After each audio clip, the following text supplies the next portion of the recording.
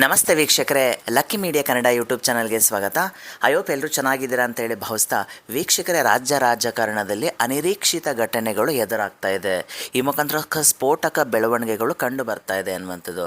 So ಅತಿ ದೊಡ್ಡ ಅಹಿಂದ ನಾಯಕರಾಗಿರುವಂತಹ ಮುಖ್ಯಮಂತ್ರಿಯಾಗಿರುವಂತಹ ಸಿದ್ದರಾಮಯ್ಯನವರ ಅಧಿಕಾರದ ಅಂತ್ಯದ ಸುದ್ದಿ ನಮಗೆ ಕಾಣಸಿಗ್ತಾ ಇದೆ ಅನ್ನುವಂಥದ್ದು. ಈ ಮುಖಾಂತರ ಎಲ್ಲೋ ಒಂದು ರೀತಿ ಪಟ್ಟದಾಟಕ್ಕೆ ಕೊನೆಯ ದಿನಗಳು ಎದುರಾಗಿದೆಯಾ? ಸೊ ಈ ಮುಖಾಂತರ ಸಿ ಎಂ ಸಿದ್ದರಾಮಯ್ಯನವರು ಕುರ್ಚಿ ಇಳಿಯುವಂತಹ ಸಮಯ ಬಂದಿದೆಯಾ? ಸೊ ಏನಾದರೂ ಡಿ ಕೆ ಶಿವಕುಮಾರ್ ಮುಖ್ಯಮಂತ್ರಿ ಆಗ್ತಾರಾ ಅನ್ನುವಂಥ ಎಲ್ಲ ಪ್ರಶ್ನೆಗಳಿಗೆ ಉತ್ತರಿಸ್ತಾ ಹೋಗ್ತೀನಿ.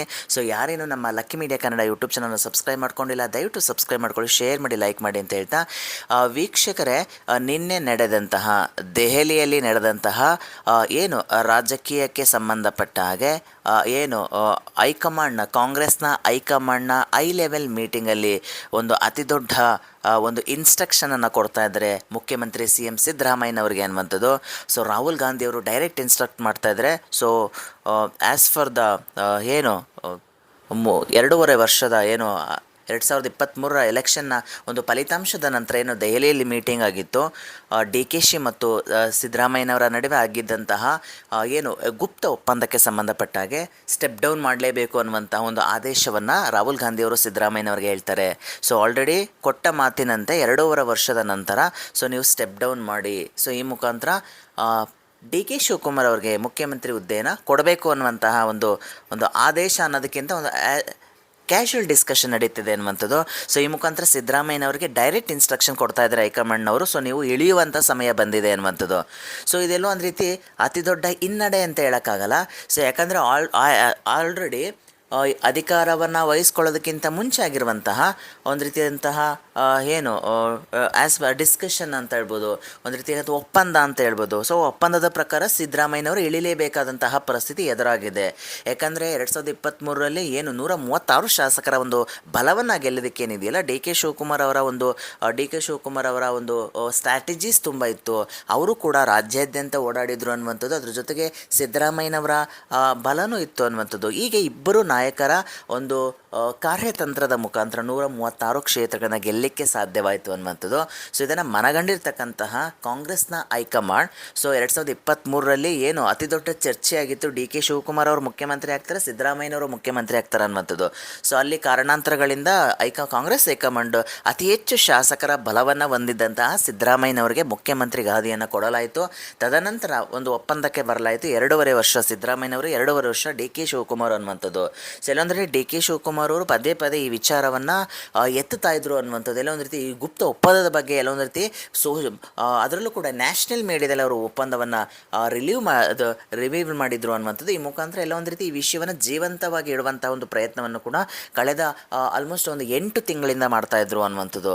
ಸೊ ಇದಕ್ಕೆ ಸಂಬಂಧಪಟ್ಟಾಗೆ ಈ ಒಂದು ಕೊನೆ ಆಗ್ತಾ ಇದೆಯಾ ಈ ಒಂದು ವಿಷಯ ಅನ್ನುವಂಥದ್ದು. ಪಟ್ಟದ ಆಟಕ್ಕೆ ಒಂದು ಫುಲ್ ಸ್ಟಾಪ್ ಆಗ್ತಾ ಇದ್ರ ಡಿ ಕೆ ಶಿವಕುಮಾರ್ ಅನ್ನುವಂಥದ್ದು. ಈ ಮುಖಾಂತರ ಡಿ ಕೆ ಶಿವಕುಮಾರ್ ಮುಖ್ಯಮಂತ್ರಿ ಆಗುವಂಥ ಎಲ್ಲ ಲಕ್ಷಣಗಳು ಕಾಣಿಸಿಗ್ತದೆ. ಎಲ್ಲ ಒಂದು ರೀತಿ ಒಂದು ಸೋರ್ಸಸ್ನ ಪ್ರಕಾರ, ಒಂದು ಮೂಲಗಳ ಪ್ರಕಾರ ಎಲ್ಲ ಒಂದು ರೀತಿ ಗುರುವಾರ ಸಿದ್ದರಾಮಯ್ಯನವರು ರಾಜಭವನಕ್ಕೆ ತೆರಳಿ ರಾಜೀನಾಮೆಯನ್ನು ಕೊಡ್ತಾ ಇದ್ದಾರೆ ಅನ್ನುವಂಥದ್ದು. ಈ ಮುಖಾಂತರ ಎಲ್ಲ ಮಂತ್ರಿಮಂಡಲದ ಮಂತ್ರಿಗಳಿಗೆ ಒಂದು ರೀತಿ ಉಪಹಾರವನ್ನು ಆಯೋಜನೆ ಮಾಡಿದರೆ. ಸೊ ತದನಂತರ ಅವರು ರಾಜಭವನಕ್ಕೆ ತೆರಳಿ ಈ ಒಂದು ಮುಖ್ಯಮಂತ್ರಿಯ ಸ್ಥಾನಕ್ಕೆ ರಾಜೀನಾಮೆಯನ್ನು ಕೊಡ್ತಾರೆ ಅನ್ನುವಂತಹ ಎಲ್ಲ ಮಾಹಿತಿಗಳು ಮೂಲಗಳಿಂದ ಸಿಗ್ತಾ ಹೋಗ್ತಾ ಇದೆ ಅನ್ನುವಂಥದ್ದು. ಇದೊಂದು ರೀತಿ ಅತಿ ದೊಡ್ಡ ಮುನ್ನಡೆ ಅಂತ ಹೇಳ್ಬೋದು. ಡಿ ಕೆ ಶಿವಕುಮಾರ್ ಅವರ ಅವರು ಏನು ಆಸೆ ಪಟ್ಟಿದ್ರಲ್ಲ, ಒಂದು ಬಾರಿ ಏನಾದರೂ ಮುಖ್ಯಮಂತ್ರಿ ಆಗಬೇಕು ಅನ್ನುವಂತಹ ಒಂದು ಕನಸಿತ್ತಲ್ಲ, ಅದನ್ನ ನನಸಾಗುವಂತಹ, ಅದನ್ನ ಸಾಕಾರಗೊಳಿಸ್ಕೊಳ್ಳುವಂತಹ ಎಲ್ಲ ಸಮಯ ಬಂದಿದೆಯಾ ಅನ್ನುವಂಥದ್ದು. ಸೊ ಅದರ ಇನ್ನೂ ಕೆಲವು ಪ್ರಶ್ನೆಗಳು ನಮಗೆ ಕಾಣಿಸಿಗ್ತಾ ಹೋಗ್ತಾ ಇದೆ. ಎಲ್ಲೋ ಒಂದು ರೀತಿ ಸಿದ್ದರಾಮಯ್ಯನವರು ಅಷ್ಟು ಈಸಿಯಾಗಿ ಬಿಟ್ಕೊಡ್ತಾರಾ, ಅದಕ್ಕೆ ಏನಾದರೂ ಕೆಲವು ಷರತ್ತುಗಳನ್ನು ಅವರು ವಿಧಿಸ್ತಾರ ಅನ್ನುವಂಥದ್ದು. ಯಾಕಂದರೆ ಅತಿ ದೊಡ್ಡ ಅಹಿಂದ ನಾಯಕ, 2ನೇ ಬಾರಿ ಮುಖ್ಯಮಂತ್ರಿ ಹುದ್ದೆನೇ ಇರತಕ್ಕಂಥ ಸಿದ್ದರಾಮಯ್ಯನವರು ಚಲದಂಕ ಮಲ್ಲ ಅಂತ ಹೇಳ್ಬೋದು. ಸೊ ಅವರು ಅಷ್ಟು ಈಸಿಯಾಗಿ ಯಾವುದೇ ರೀತಿ ಡಿಸಿಷನ್ಸ್ಗಳನ್ನ ತಗೊಳ್ಳೋದಿಲ್ಲ ಅನ್ನುವಂಥದ್ದು. ಅದು ಇಂಥ ಅತಿ ದೊಡ್ಡ ಒಂದು ರಾಜಕೀಯ ಹುದ್ದೆನ ಅಷ್ಟು ಈಸಿಯಾಗಿ ಬಿಟ್ಕೊಡ್ತಾರೆ, ಅದಕ್ಕೆ ಏನಾದರೂ ಷರತ್ತುಗಳನ್ನು ವಿಧಿಸ್ತಾರ ಅನ್ನುವಂಥದ್ದನ್ನ ಗಮನಿಸಿದಾಗ ಅವ್ರಿಗೆ ಹೇಳಲಾಗ್ತಾ ಇದೆ, ಸೊ ನಿಮ್ಮ ಮಗನನ್ನು ನಾವು ಡಿ ಸಿ ಎಂ ಪಟ್ಟಕ್ಕೆ ಕೂರಿಸ್ತೀವಿ ಅನ್ನುವಂಥದ್ದು. ಅದ್ರ ಜೊತೆಗೆ ನಿಮಗೆ ಫೇವರ್ ಇರುವಂತಹ ಮಂತ್ರಿಗಳಿಗೆ ಒಂದು ಉತ್ತಮ ಖಾತೆಗಳನ್ನ ಕೊಡುವಂತಹ ಒಂದು ಆಶ್ವಾಸನೆಯನ್ನು ಕೂಡ ಹೈಕಮಾಂಡ್ನಿಂದ ಬಂದಿದೆ ಅನ್ನುವಂತಹ ಎಲ್ಲ ಮಾಹಿತಿಗಳು ಸಿಗ್ತಾ ಹೋಗ್ತದೆ ಅನ್ನುವಂಥದ್ದು. ಈ ಮುಖಾಂತರ ಯತೀಂದ್ರ ಸಿದ್ದರಾಮಯ್ಯನವ್ರಿಗೆ ಉಪಮುಖ್ಯಮಂತ್ರಿ ಮಾಡುವಂಥ ಎಲ್ಲ ಸಾಧ್ಯತೆಗಳಿದೆ ಅನ್ನುವಂಥದ್ದು. ಸೊ DCM ಆಗಿರುವಂತಹ DK ಶಿವಕುಮಾರ್ ಅವರು CM ಹುದ್ದೆಯನ್ನು ಏರಿದ್ರೆ ಸೊ ಯತೀಂದ್ರ ಸಿದ್ದರಾಮಯ್ಯನವರು ಉಪಮುಖ್ಯಮಂತ್ರಿ ಆಗ್ತಾರೆ ಅನ್ನುವಂಥ ಇನ್ನಿತರೆ ಮಂತ್ರಿಗಳು ಕೂಡ ಅವ್ರಿಗೆ ಪ್ರಬಲವಾಗಿರ್ತಕ್ಕಂಥ ಖಾತೆಗಳನ್ನ ಕೊಡುವಂಥ ಎಲ್ಲ ಸಾಧ್ಯತೆಗಳಿದೆ ಅನ್ನುವಂಥದ್ದು. ಅದರ ಜೊತೆಗೆ ಸಿದ್ದರಾಮಯ್ಯನವರನ್ನು ರಾಜ್ಯಸಭೆಗೆ ಕಳಿಸುವಂತಹ ಎಲ್ಲ ಸಾಧ್ಯತೆಗಳಿದೆ ಅನ್ನುವಂತಹ ಒಂದು ಮಾಹಿತಿ ರಾಜಕೀಯ ವಲಯದಲ್ಲಿ ಚರ್ಚೆಗೆ ಒಳಗಾಗ್ತಾ ಇದೆ ಅನ್ನುವಂಥದ್ದು. ಈ ಮುಖಾಂತರ ಎಲ್ಲ ಒಂದು ರೀತಿ ಸಿದ್ದರಾಮಯ್ಯನವರನ್ನು ಒಂದು ರೀತಿ ದೇಶಾದ್ಯಂತ ಒಂದು ರೀತಿ ಕೇಂದ್ರ ನಾಯಕರಾಗಿ ಗುರುತಿಸಿ ಅವರನ್ನು ಎಲ್ಲ ಒಂದು ರೀತಿ ಮುಂದಿನ ಚುನಾವಣೆಯಲ್ಲಿ ಒಂದು ಅತಿ ದೊಡ್ಡ ನಾಯಕರಾಗಿ ಗುರುತಿಸುವಂತಹ ಪ್ರಯತ್ನಗಳನ್ನ ಏನಾದರೂ ಮಾಡ್ತಾ ಇದೆ ಕಾಂಗ್ರೆಸ್ ಹೈಕಮಾಂಡ್ ಅನ್ನುವಂತಹ ಪ್ರಶ್ನೆಗಳು. ಸೊ ಕಾದು ನೋಡಬೇಕಾಗುತ್ತೆ ಏನಾಗುತ್ತೆ ಅನ್ನುವಂಥದ್ದು. ಪ್ರಸ್ತುತ ಇರತಕ್ಕಂಥದ್ದು ಸಿದ್ದರಾಮಯ್ಯನವರು ಗುರುವಾರ ರಾಜೀನಾಮೆ ಕೊಡ್ತಾರೆ ಅನ್ನುವಂಥದ್ದು.